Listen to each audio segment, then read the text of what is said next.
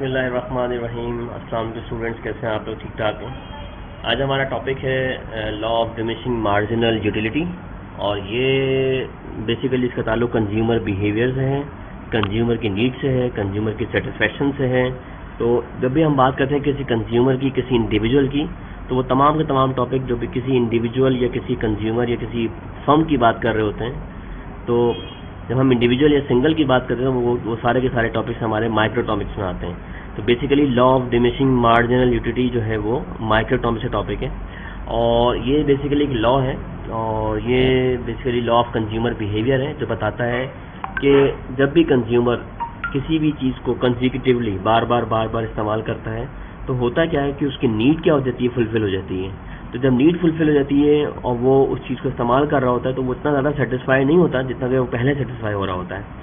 तो हम इसकी बहुत सारी एग्जांपल दे सकते हैं। जैसे आप वॉक करते हुए आए, या आप जो है वो कोई गेम खेलते हुए आए, या फिर आप कोई रेसिंग कर रहे हैं, या आप कोई दौड़ लगा रहे हैं, या आप जो है आपने फास्टिंग की हुई है, आपने रोज़ा रखा हुआ है, तो आपको पता होगा आपको प्यास लग रही होती है। तो जब आप पहला सिप लेते हैं पानी का, तो आपको सबसे ज़्यादा मैक्सिमम सेटिस्फेक्शन मिलती है।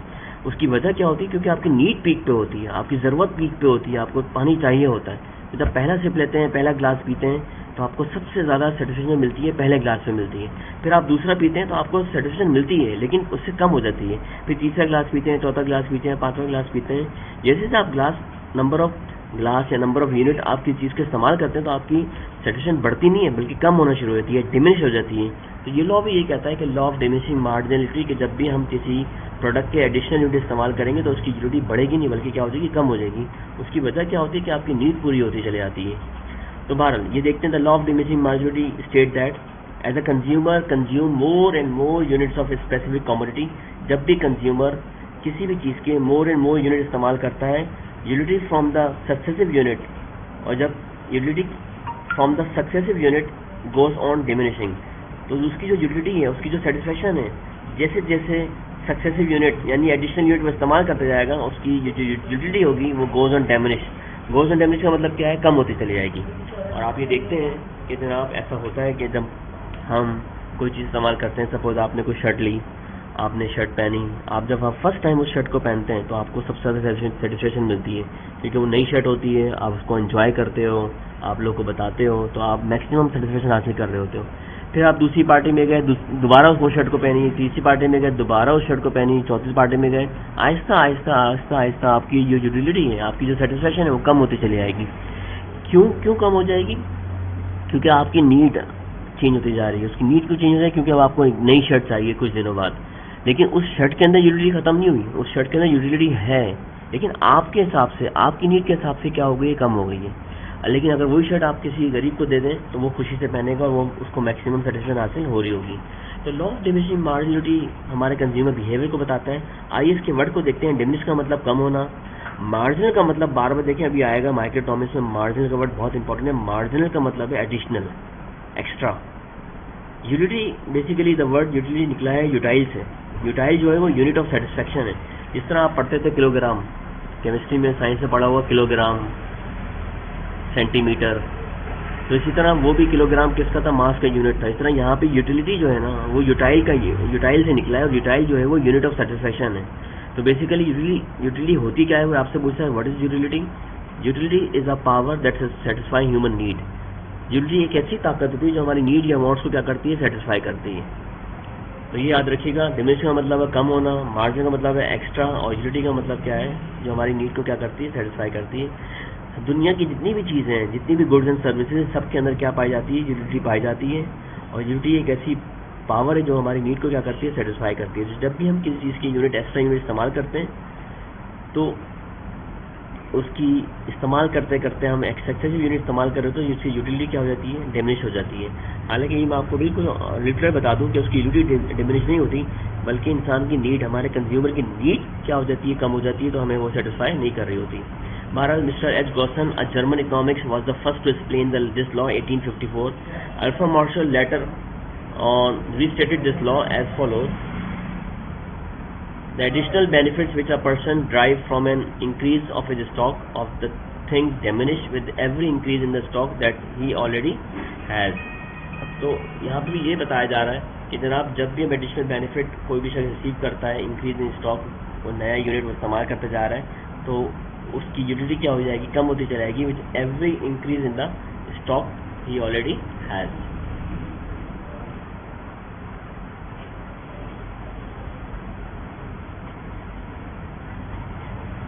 अच्छा, ये सारे के सारे लॉ हैं और लॉ के पीछे लाजमी कोई ना कोई एग्जम्पशंस होती हैं, जब भी जो है वो लॉ एप्लीकेबल होता है, अदरवाइज लॉ एप्लीकेबल नहीं होता। अच्छा, एक बात याद रखिए, हर लॉ के पीछे ना, लॉ जब एप्लीकेबल होगा जब उसके पीछे कोई एग्जम्पशन होगी, हमें कुछ चीज़ों का एज्यूम करना पड़ेगा। अब इस लॉ के पीछे क्या एज्यूम है, various units of goods are homogeneous. Units of goods का मतलब क्या है, होमोजीनियस होना चाहिए। होमोजीनियस का मतलब एक जैसे हो, बिल्कुल एक जैसे हो। सपोज अगर मैंने पहला आम खाया फॉर एग्जाम्पल, तो दूसरा आम भी टेस्ट, क्वांटिटी, क्वालिटी, साइज में बिल्कुल वैसे ही हो, तो ये लॉ अप्लाई होगा, अदरवाइज लॉ अप्लाई नहीं होगा। क्यों नहीं होगा, मैं आपको समझाता हूँ। सपोज आपने पहला आम खाया वो फीका था, सही है, दूसरा आम खाया वो भी फीका था, तीसरा आम खाया वो मीठा था, तो मुझे बताएं सबसे ज़्यादा सेटिस्फेक्शन किस में मिलेगी, तीसरे वाले आम में मिलेगी। तो हम तो ये कह रहे हैं कि जैसे जैसे यूनिट हम खाते हैं या इस्तेमाल करते हैं या कंज्यूम करते हैं, हमारी यूटिलिटी कम होती है, तो तीसरे में तो बढ़ गई। तो ये याद रखिएगा, अगर पहला आम मैंने मीठा खाया, दूसरा भी मीठा होना चाहिए, तीसरा भी मीठा होना चाहिए, चौथा भी मीठा होना चाहिए, तो ये लॉ अप्लाई होगा, अदरवाइज लॉ अप्लाई नहीं होगा।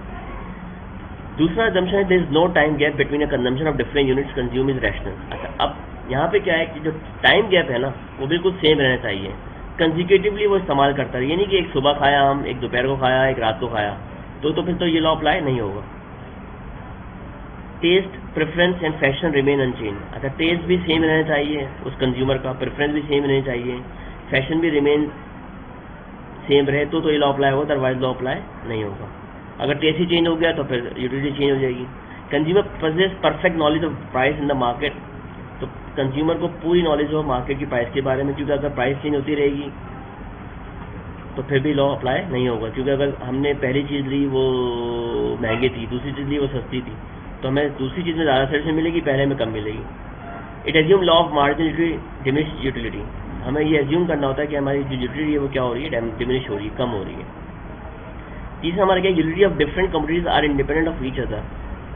ये हमें एज्यूम करना पड़ेगा कि हर कमोडिटी की जो यूटिलिटीज़ हैं वो इंडिपेंडेंट होती हैं ईच अदर, वो एक दूसरे पर डिपेंड नहीं करती। अच्छा, अब ये तो हमने एक स्टेटमेंट पढ़ी थी, अब ये स्टेटमेंट का क्या है, शेड्यूल है, एक टेबल है, एक डायग्राम है। तो ज़रा देखें, ये हमारे पास टोटल यूनिट कंज्यूम है पर मील के हिसाब से 0, 1, 2, 3। जब हमने 0 मील लिया, मील का मतलब होता है खाना, हमने फूड लिया 0, तो टोटलिटी 0 थी। जब हमने पहला मील लिया तो हमें कितनी मिली, 10। जब दूसरा लिया तो कितनी मिली, 18। तीसरा लिया तो कितनी मिली, 24। अब देखें हमारी यूटिलिटी बढ़ तो रही है, लेकिन डिक्रीजिंग पेस से बढ़ रही है। डिक्रीजिंग पेस का मतलब क्या है, अगर पहले पे 10 मिला था तो दूसरे पे 20 होना चाहिए था, क्योंकि यूनिट सेम है, क्वालिटी सेम है, साइज सेम है, हमने एज्यूम किया है। तो पहले पे अगर 10 थी तो दूसरे पे भी 10 होने चाहिए थे ना। 10 और 10 कितनी होती, 20। तीसरे पे 30 हो जाती, चौथे पे 40 हो जाती, फिफ्थ पे 50 हो जाती। क्योंकि पहला यूनिट जब 10 दे रहा है तो दूसरा भी 10 देना चाहिए था, लेकिन हमारी यूटिलिटी क्या हो गई, पहले के मुकाबले में कम हो गई। ये हम बात करें टोटल यूटिलिटी। अच्छा, फिर क्या अलग सवाल हो रहा है, मार्जिनल यूटिलिटी। मार्जिनल हमेशा याद रख लें, मार्जिनल लिख लेगा चेंज इन टोटल से। जितना भी टोटल में चेंज आ रहा है वो हमारा क्या कहलाएगा, मार्जिनल चेंज, वो मार्जिनल यूटिलिटी कहलाएगी। तो टोटल में जो चेंज आता है वो चेंज आ किस वजह से रहा है, क्योंकि आप एडिशनल यूनिट इस्तेमाल कर रहे हो। मेरा कर्सर देखें ज़रा गौर से, 0 से 1 पे गया, 1 से 2 पे गया, 2 से 3 पे गया, तो यूटिलिटी क्या हो रही है, चेंज होती है। मेरी जो यूनिट्स है मैं चेंज करता जा रहा हूँ, एडिशनल यूनिट इस्तेमाल करता जा रहा हूँ, तो मेरी टोटल यूटिलिटी भी क्या हो रही है, बढ़ती जा रही है, लेकिन डिक्रीजिंग पेस से बढ़ रही है। लेकिन अगर मैं मार्जिनल यूटिलिटी की बात करूँ तो 0 से 1 पे गया तो मेरी यूटिलिटी में कितना चेंज आ रहा है, 10 का। 1 से 2 पे गया तो कितना चेंज आ रहा है, 8 का। जब 2 से 3 पे गए तो कितना आ रहा है, 18 और 24 में कितना चेंज आ रहा है, 6 का। तो याद रख लें, मार्जिनल जो निकलेगा कॉलम वो हमेशा टोटल के चेंज से निकलेगा, और टोटल में जो चेंज जो आ रही है वो किस वजह से आ रही है, एडिशनल यूनिट कंज्यूम की वजह से आ रही है। जब मैं एडिशनल यूनिट कंज्यूम कर रहा हूँ तो मेरा टोटल यूटिलिटी चेंज हो रही है। जब टोटल यूटिलिटी जो चेंज हो रही है वो मेरी क्या है, मार्जिनल यूटिलिटी है। तो टोटल में जो चेंज आ रहा है ना वो मेरी मार्जिनल यूटिलिटी है। अब मुझे बताएं 24 और 8 में कितना डिफरेंस है, 4 का डिफरेंस है। 28 और 30 में कितना डिफरेंस है, 2 का डिफरेंस है। तो जैसे जैसे मैं यूनिट इस्तेमाल करूँगा मेरी मार्जिनल यूटिलिटी बढ़ेगी नहीं, बल्कि क्या हो जाएगी, कम होती जाएगी। लेकिन टोटल यूटिलिटी बढ़ेगी, लेकिन डिक्रीजिंग पेस से बढ़ेगी। अब आप देखें, मैं यूनिट कंज्यूम को, मेरा कर्सर देखें प्लीज़, पहली वाली डायग्राम, यूनिट कंज्यूम को और टोटल यूटिलिटी को ड्रॉ कर रहा हूँ। तो जरा देखें, जैसे जैसे मैं यूनिट इस्तेमाल करूँगा मेरी टोटल यूटिलिटी क्या हो रही है, बढ़ रही है। लेकिन मेरी जो बढ़ रही है प्रोजेक्टाइल मोशन से बढ़ रही है, ये आहिस्ता आहिस्ता क्या हो रही है, डाउन हो रही है। बढ़ तो रही है लेकिन डिक्रीजिंग पेस से बढ़ रही है। इसी तरह अगर मैं देखूँ नीचे डायग्राम में जो मैंने बनाई unit consume and marginal utility, ये जो डायग्राम है ये इन फर्स्ट 2 कॉलम्स को बता रही है, फर्स्ट 2 कॉलम की रिलेशनशिप बता रही है, और ये जो डायग्राम है ये फर्स्ट और थर्ड कॉलम को बता रही है। तो जैसे जब मैं यूनिट कंज्यूम करूँगा मेरी मार्जिनल यूटिलिटी बढ़ेगी नहीं बल्कि क्या होती जाएगी, कम होती जाएगी। आप जरा गौर से देख लें, यहाँ भी बढ़ रही है लेकिन बढ़ कैसे रही है, डिक्रीजिंग पेस से बढ़ रही है, ऐसा ऐसा प्रोजेक्टाइल मोशन से डाउन हो रही है। इसी तरह यूनिट कंज्यूम होते जा रहे हैं, मार्जिनलिटी मेरी क्या होती जा रही है, कम होती जा रही है। इवन ये देखें माइनस में चलेगी, ये माइनस में वो केस है कि आप चीज़ इस्तेमाल कर रहे हो लेकिन आपको मज़ा नहीं आ रहा बल्कि आपको डिससेटिस्फेक्शन हो रही है। तो प्लीज़ अगर इस डायग्राम में कोई प्रॉब्लम हो तो आपने मुझसे कांटेक्ट करना है, मैं आपको फिर समझा दूंगा, ये बहुत आसान है। जैसे जैसे यूनिट कंज्यूम होते जा रहे हैं मार्जिनलिटी टोटल यूटिलिटी हमारी बढ़ रही है लेकिन देखें डिक्रीजिंग पेस से बढ़ रही है। पहले पे 10 थी तो दूसरे पे 20 होनी चाहिए थी, क्योंकि पहला यूनिट 10 है तो दूसरा 20 होनी चाहिए था। 10 पहले की, दूसरे की 20 हो गई, तीसरे की 30 हो गई, चौथे की 40 हो गई। तो टोटल यूटिलिटी हमारी क्या हो रही है, बढ़ रही लेकिन डिक्रीजिंग पेस से बढ़ रही है। और इन दोनों के जो रिलेशनशिप है पहले और तीसरे कॉलम का, फर्स्ट और 3 कॉलम का क्या है कि जैसे जैसे मेरे यूनिट्स में बढ़ते जा रहे हैं मेरी मार्जिनल यूटिलिटी क्या होती जा रही है, कम होती जा रही है।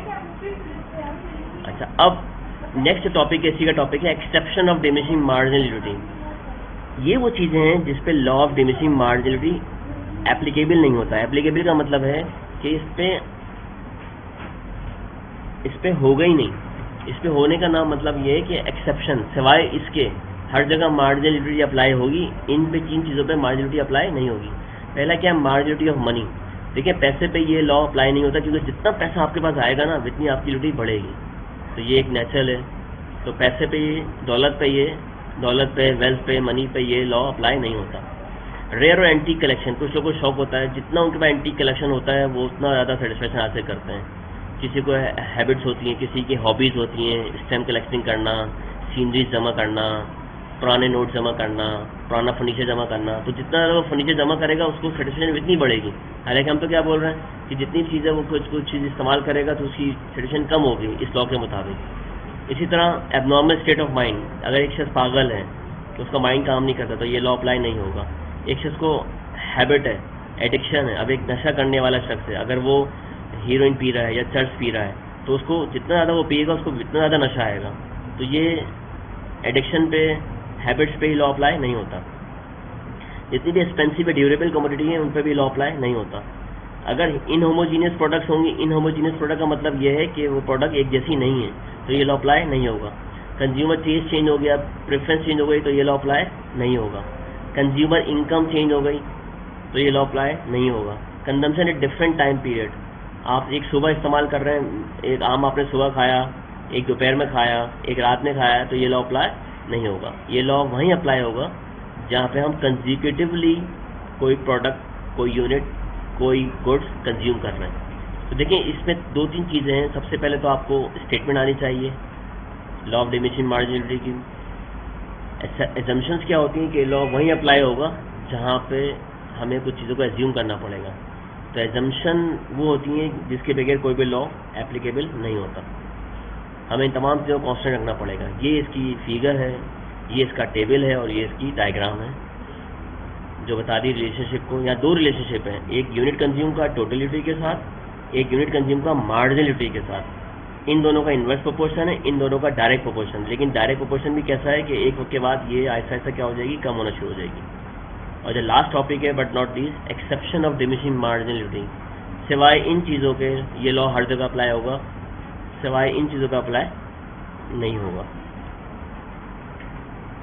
तो इसमें कोई प्रॉब्लम हो तो प्लीज़ लाजमी पूछिएगा। Thank you.